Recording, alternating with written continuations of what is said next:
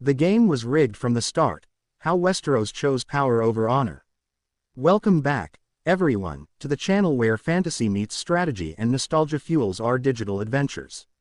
In the brutal world of Westeros, honor is praised, but power wins.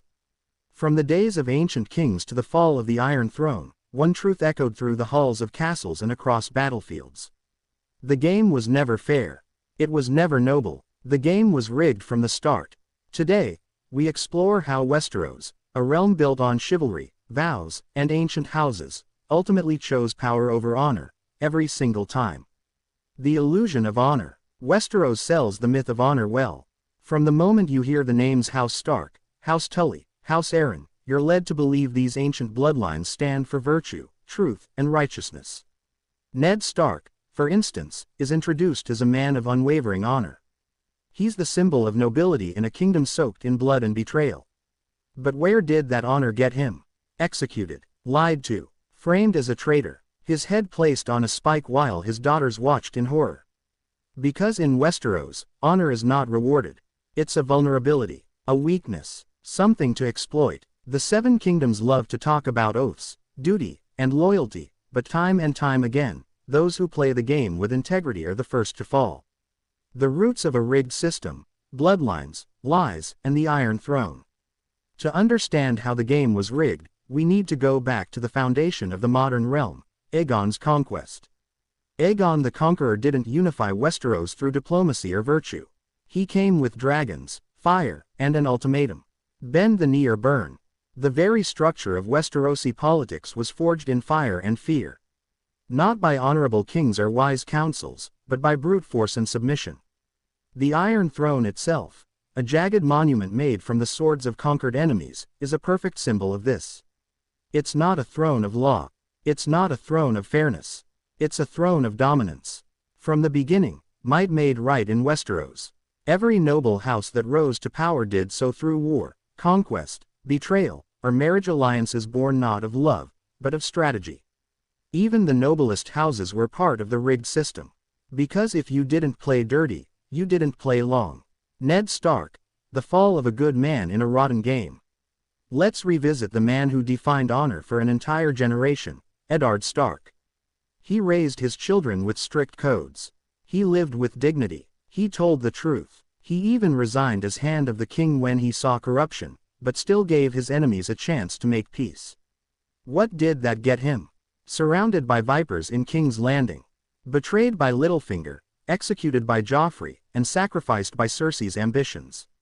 His honor blinded him to the fact that no one else was playing by the same rules.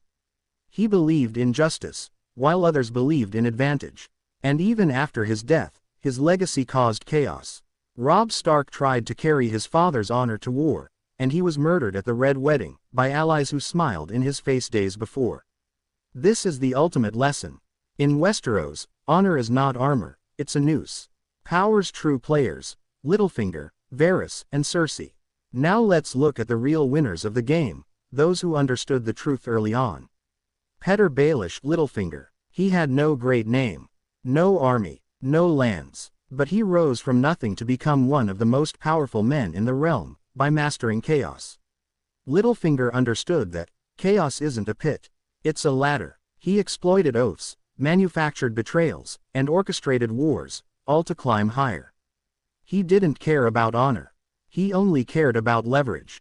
He didn't win in the end, but he played longer than most. Varys, the Spider. Varys also played the long game, but for what he called the realm. Yet even he was willing to poison kings, manipulate children, and betray rulers if it served his vision. He knew that nobility rarely ruled wisely. He saw power as a shadow, and he made sure he controlled the light that cast it. Cersei Lannister. Cersei never even pretended to play honorably. She used her children, her body, her lies, and wildfire to maintain power. She blew up the Sept of Baelor in broad daylight, with nobles, commoners, and religious leaders all inside, just to eliminate threats. Did she face justice? No, she ruled for seasons more, even after her crimes. In Westeros, those who cheat, lie, and kill are often those who keep the crown. The Red Wedding. When honor died, If one event symbolizes the death of honor in Westeros, it's the Red Wedding. Robb Stark, young, noble, victorious in battle. He followed his heart, broke a marriage pact, and still tried to make peace. He was slaughtered at a wedding, under guest right. His mother murdered, his wife stabbed, his direwolf butchered, his body desecrated. Why? Because honor didn't matter. Only alliances, only gold, only power. Walder Frey betrayed him. Roose Bolton betrayed him. Tywin Lannister orchestrated the whole thing. And what was Tywin's justification? Explain to me why it is more noble to kill 10,000 men in battle than a dozen at dinner. That is the core philosophy of Westeros. Whatever wins is justified, even if it means butchering your guests while the music plays. Daenerys Targaryen, from liberator to tyrant. Even those who start with idealism are eventually swallowed by the system. Daenerys Targaryen began with a dream of breaking chains, ending tyranny, and ruling justly. She freed the Unsullied. She overthrew slavers. She talked of breaking the wheel. But when she reached Westeros, the wheel broke her instead. She began to see resistance as betrayal. She burned Randall and Dickon Tarly alive for refusing to bend the knee. And finally, she destroyed King's Landing, burning women and children after the city had surrendered. Why? Because in the end, even she believed that fear was the only real power. And just like those before her, she became what she once vowed to destroy. Even her most loyal followers, Tyrion and Jon Snow, saw it. They saw what power does to the pure. They saw that the game would not change, even with dragons. Jon Snow, the last bastion of honor. Jon Snow might be the last person in the story to truly believe in honor. He took no pleasure in power. He gave up his name to join the Night's Watch. He defended the realm from the White Walkers, while others fought for thrones. He was betrayed, stabbed, resurrected, and still, he chose duty. Even when he learned he was Aegon Targaryen, rightful heir to the Iron Throne, he didn't want it.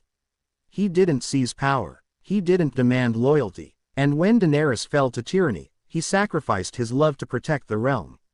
What was his reward? Exile. Banished to the north for doing the right thing, while corrupt lords argued over titles and votes. Even after saving the world, Jon Snow learned what Ned Stark learned. Honor has no place in a rigged game. The Iron Throne melts, but the system remains. When Drogon melted the Iron Throne, it felt symbolic. A fiery end to a seat built on centuries of blood. But did the game end? No. The lords and ladies of Westeros simply chose a new king. They voted. Not based on merit, but on alliances. On fear. On legacy. They named Bran the Broken, a man who never asked for power, but who saw everything.